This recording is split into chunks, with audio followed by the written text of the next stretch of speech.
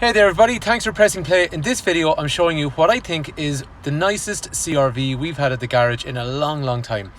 I really love this car for a couple of reasons. The first reason is it's got super low mileage. This car's done about 12,300 kilometers. It's in really nice condition, and the previous owners really just used it as a second car, as like a weekend car. So they had a car that I suppose they did all the work with during the week, and then this was just a nice car that they jumped into at the weekends. And it was nice, you know, when you're cleaned up on a Sunday, to have a nice vehicle to cruise around in. The second reason I think this is an absolutely damn fine and cool car, it's got an AERO pack. The AERO pack is a spoiler and front and rear bumper setup, and this one's really unusual because it has a dual exit exhaust and none of the hybrids came with that. This is a cool looking car. Like I was saying to you, I think it's the nicest one around. And I'll be honest, yes, I am a total Honda fanboy when it comes to this kind of stuff. I always like the CRV model. The AERO pack makes a massive difference. It is much squarer and blockier looking overall. It's really damn cool, and especially in black as well. Anyway, Brian's my name, Fitzpatricks Garage, Dublin Road, Kildare. I want to show you around the outside of the car and the features on the AERO pack especially, and I'm going to go for a drive in the car as well, and we'll have a look at the features on the inside of the car, and by the end of the video you'll have an idea as to why I think this has to be one of the nicest CRVs that we've had so far. And if you're somebody that's on the internet and you want to know more about the car, if you're on YouTube, let me know in the comment section below and I'll answer any questions you have. Or if you're in Ireland and you're potentially looking for, you know, a rare CRV, something that's a bit different, and even CRVs are rare enough anyway, so this is something that's just unique. Like, you won't pull up to the school gates or into your neighbour's house and someone else got the same car. They just won't. This is a lovely one. What I mean is, I suppose CRVs, there's something a bit different. If you want a car that's something a bit different than your neighbour, this is definitely something to consider. We sell the Tucson here, and it's a brilliant car, best-selling SUV in Ireland. I really like the look of the CRV. It's a bit more traditional, and especially with this AERO kit, it's much blockier. And remember, the CRV is actually longer and it's also higher than the Tucson. People forget that. Just for anybody that's unsure of what I mean by the body kit, so this here is a non-AERO version. So if you look along here, you see the bumper straight away. See how much more aggressive down low this bumper is on the AERO. And then if you go to the back, again similarly then, just keeping that in mind, flat along through there and a flatter kind of spoiler. Whereas this AERO one over here, you can see it's way more aggressive, especially with the two exhausts as well. And also this spoiler along here is much more pronounced. The car is much more blocky and square looking. And okay, fair enough, I'm probably harping on about the AERO kit, but it's just for me, it's a totally different looking car. So down along the front, you have this really aggressive apron that's along the front of the bumper. So the whole bottom section of the bumper actually changes on the AERO kit. There is normally a silver garnish, but on these it gets rid of it, and actually I think it suits it really well at the front. So the bumper gets lower, but watch the detail, right? This is all part of the bumper. So this lower section gets changed. This piece of plastic starts on the side, and that mimics then the plastic that actually normally comes from the factory down through there. But there's more to it. If we go around to the back then, again, small bits of attention to detail, but you see the way the plastic is coming around the arch, up along here, more plastic down around there, and down onto this. And this is a whole different back bumper with a larger skid plate along the rear, and in this case then it accommodates a dual exit exhaust, which the customer had actually fitted afterwards. So I'd actually go as far as saying I think this might be the only, I stand to be corrected, I have not seen any other ones for sale, AERO hybrid, and definitely the only one that's actually got the dual exit set up with the bumper that's specifically made for it on the rear as well. This is a very unique car. One other cool thing on the AERO kit is if you look at the spoiler that's up high on the roof, that is also an extra and part of the AERO kit, and it really matches that much fatter back bumper that's on the rear of the car. Just a few other points of note on this car. The LED lights are really cool, and even these indicators as well, they're all LED as well. So another cool thing, I actually kind of like the way this garnish kind of complements the chrome along the back. But if you keep following around the side of the car, chrome, garnish, obviously the exhaust pipes are pretty cool, a little bit of chrome here, diamond cut wheels, so they're nice and shiny and reflective, and then they match all the way down the side of the car with some chrome here, some chrome around the windows. Here's something neat. See the wind deflectors, right?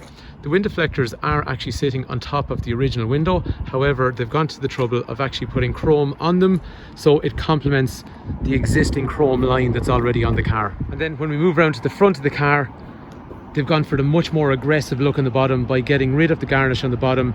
But we saw there was lots of chrome going down the side of the car. There's still a nice bit of chrome mimicking the shape of the headlight, leaving the headlight all the way along the fatter nose across the front. And like the rear of the car then, there's big LED indicators on the front. These are cornering lamps which actually light up when you're turning left or right when the indicator's on. The headlight and the dip light are LED, and even things like the front fog lights down there, they're LED as well. And again, just balancing up the chrome, there's chrome around those fog lights. And one last thing as well is, up through here, you can see there's two roof rails running from front to rear in the car in a garnish, which is a similar colour to what we saw on the rear splitter section down here, which was just breaking up the gap between the two rear exhausts. That car is absolutely savage. I think it is just as cool a CRV that I've seen around here. Anyway, that's some of the features around the outside of the car. I think we'll go for a drive in the car, and then after that I want to run through some of the features that are on the inside of the car as well. When you want to go for a drive in this car, so normally it's in park. To drive, I hit that green button there. Neutral is here, reverse is here, and park is there as well. So these cars, I suppose, because they're hybrid, the nice thing is they are very torquey.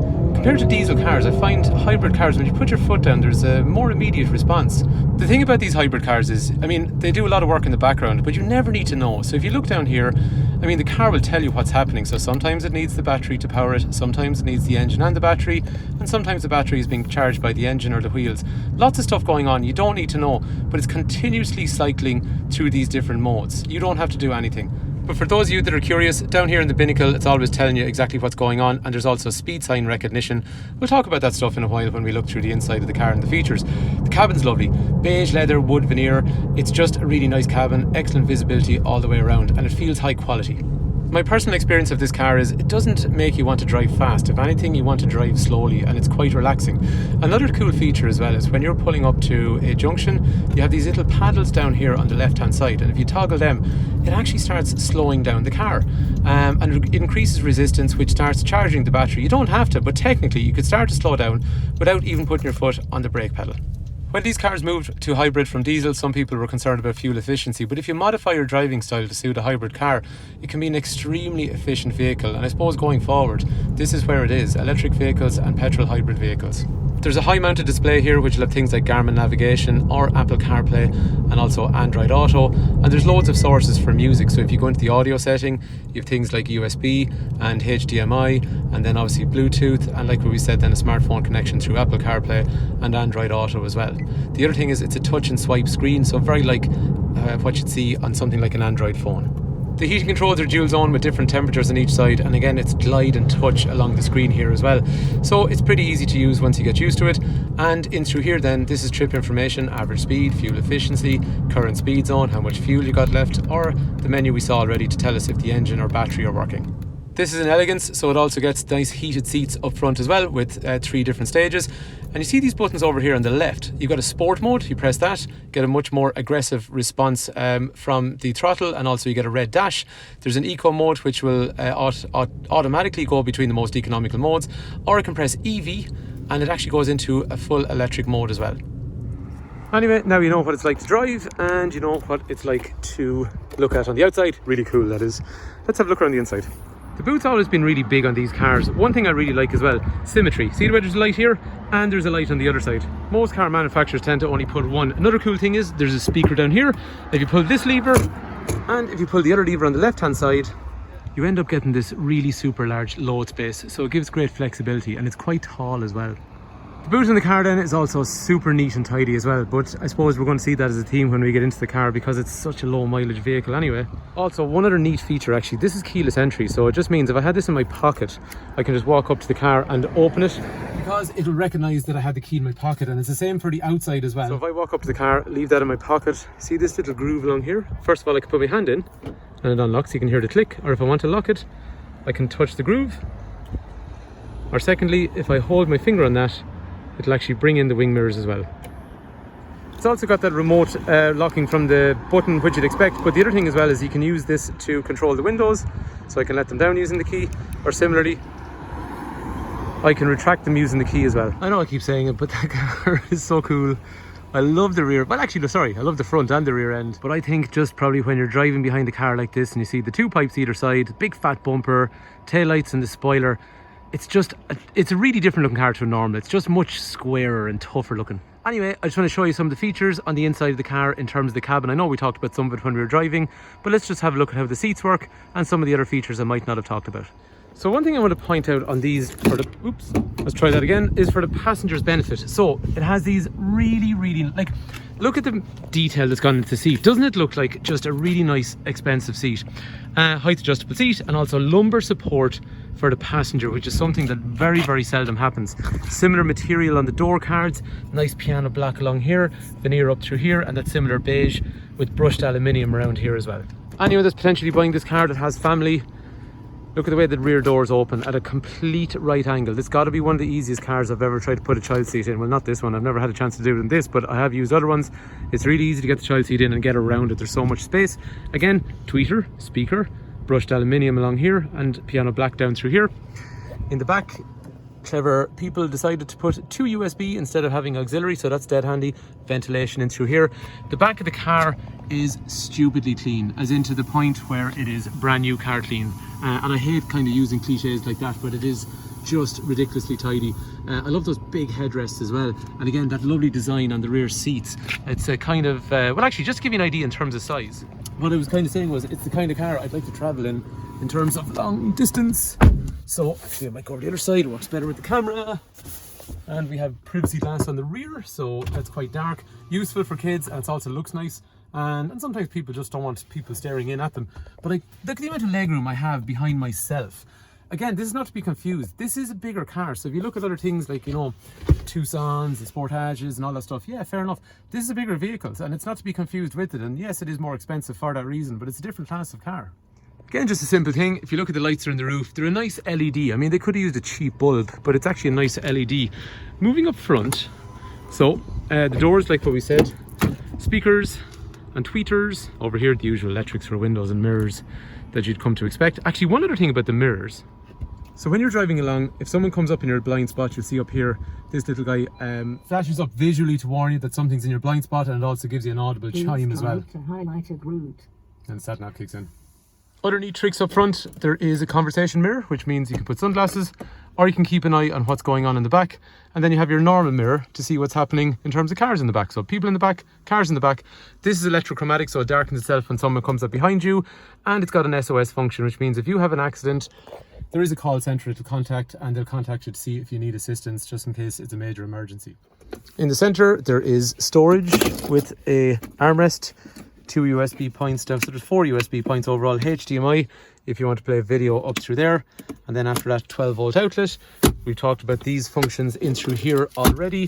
Handbrake over here, which we probably didn't talk about, and a reverse camera. I'm not sure if I showed you that, so that's in through there.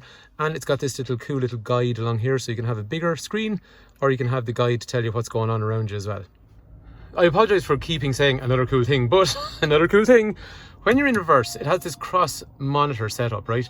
So what that means is it actually warns you when something's outside your visual field. So okay, there was a cyclist in that case.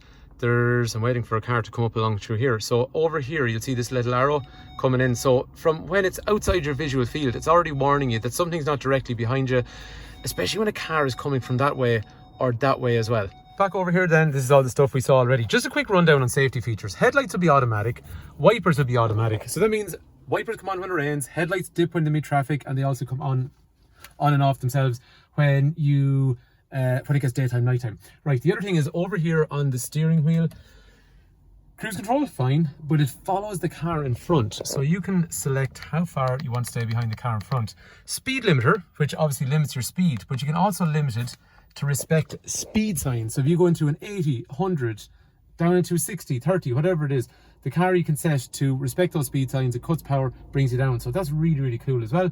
And then after that, lane change warning, lane keep assist. And the other things then down through here is, see, this is cool, right?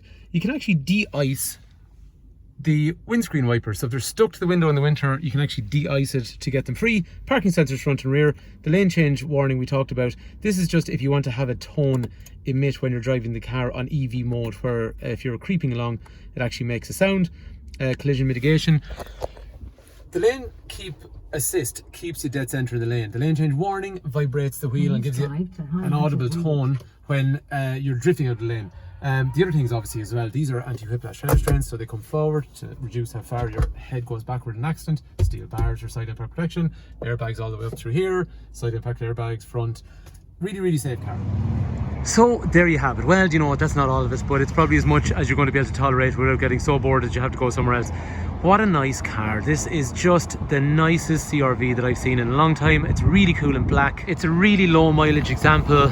I like to say to you, just with the way it's set up with the exhaust and the aero pack, it's just savage. Actually, unfortunately, this car actually came in just after we changed. Now, normally we buy Honda Civics, but I would have been motivated to buy something like this. It's cool and it's rare and it's kind of okay. You could drive for a while, and I'd probably find it easy to sell it on again because it's just unusual.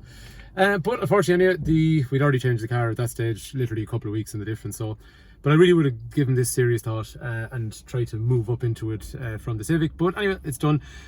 So anyway, I think someone's going to get a really cool car. So if you want more information, 086 843 1945. Brian is my name, Fitzpatricks Garage, Kildare. Hopefully the car's of interest, and if you're watching on YouTube and you want information about these cars in general, let me know in the comment section below. Or if you're thinking about buying the car in Ireland, just give me a shout on the phone. Thanks for watching, guys. Hopefully you like the car.